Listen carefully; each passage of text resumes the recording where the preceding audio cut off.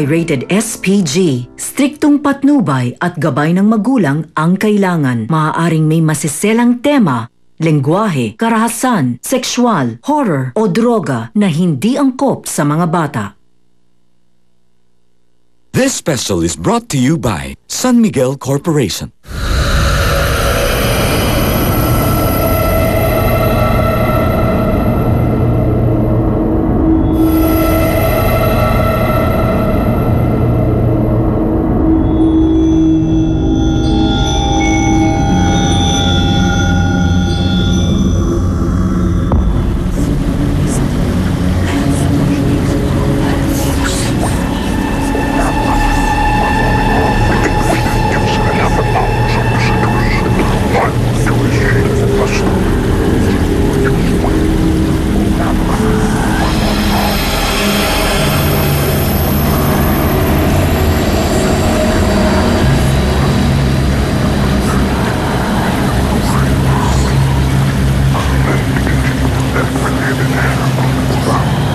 Siya ang nanay ko, si Lupe.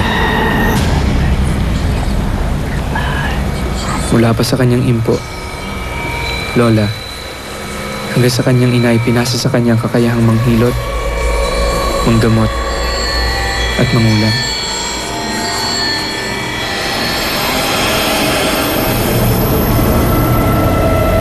Oo, isang magaling namang kukulang ang aking ina.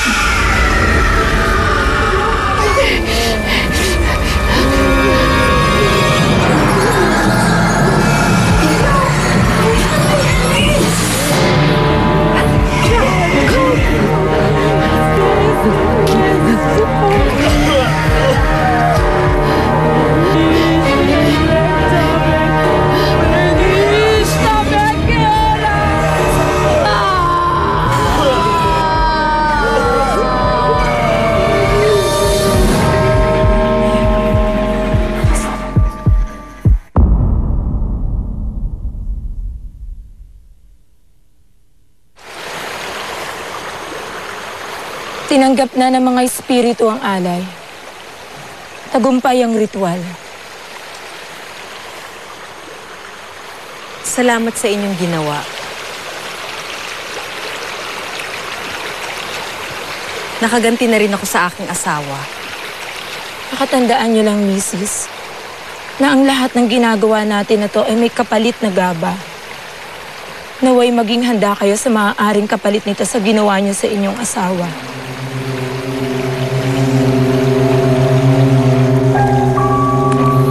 Pera. Pera ang kapalit ng kakayahan ng aking ina. Pera din ang dahilan kung bakit niya ito pinagpapatuloy.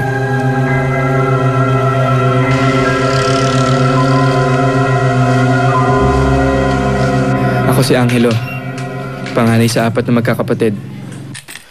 Wala kahit isa sa amin ang nakakaalam sa ginagawa ng aming ina. Kain na daw! Sadya niya itong nililihim sa amin. Oh, magugas muna kayo ng kamay, ha? Dahan-dahan lang. Naman. Oh, Jocelyn. Magugas ka na ng kamay. Tulungan mo ako maghain.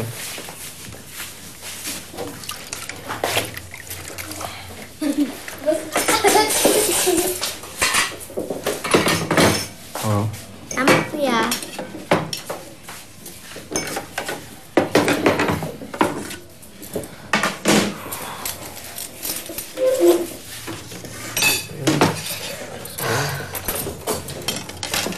Anak. Tay! Ay!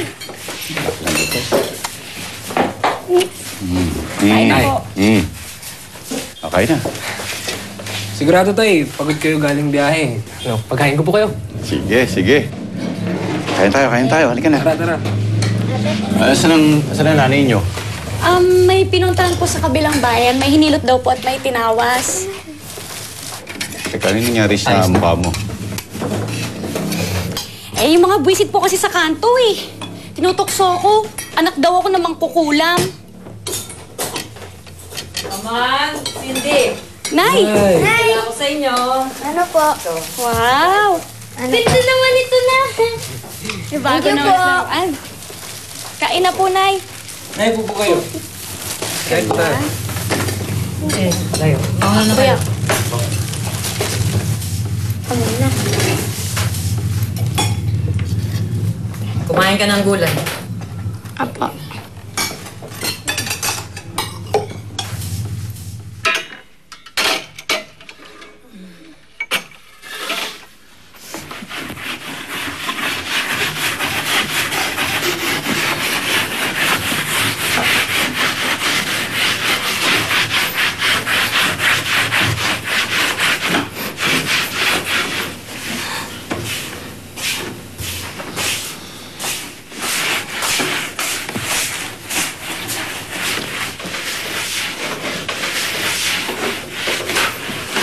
Ano bang tinutuksot na papaaway ng mga anak mo dahil sa pinagkagawa mo, Lupe?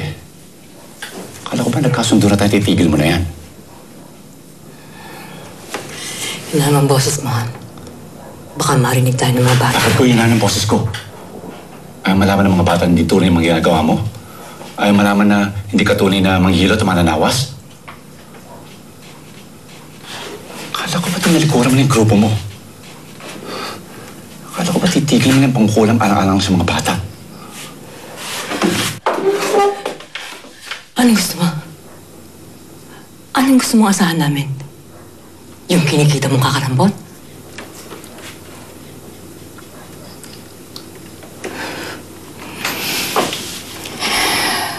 Gato, ayoko na nung ginagawa ko. Pero nangako ka. Sabi mo, bubuhayin mo ang pamilya natin.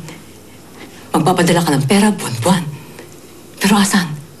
Ilang buwan ako naghihintay, walang dumarating. Hindi ko naman ginusto mawalan kami ng trabaho eh. Ano magagawa ko? Tumigil yung construction building na ginagawa namin. Kaya pare-pareho kami nawalan kami ng trabaho. Eh kami, paano kami? Hanggat wala kang trabaho, hindi kami kakain. Hanggat wala kang trabaho, hindi mag-aaral mga anak mo. Pero hindi naman pangkukulam ang solusyon, Lupe. Eh ano? Sige, sabihin mo sa akin. Ano? Anong solusyon?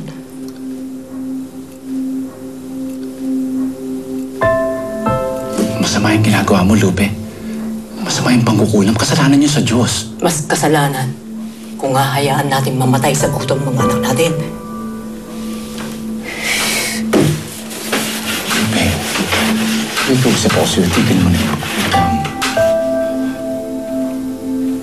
Titigil lang ako kung mabibigyan mo ng magandang buhay mga anak natin. Huwag na akong gato. Sila na lang. Ayaw kong lahat sila matulad kay Angelo. Kabata-bata hindi na nag-aaral.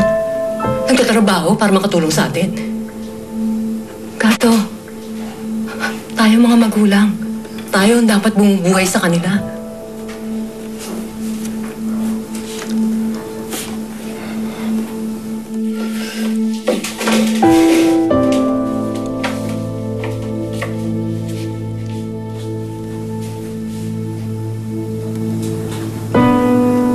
Hindi ko maintindihan kung bakit laging may palihim na pagtatalo si nanay at tatay. Inakala nila na ang pagtatago ng katotohanan ang makakabuti para sa aming magkakapatid. Pero nagkamali sila. Ayon nga sa kasabihan, walang katotohanang hindi nabubunyag.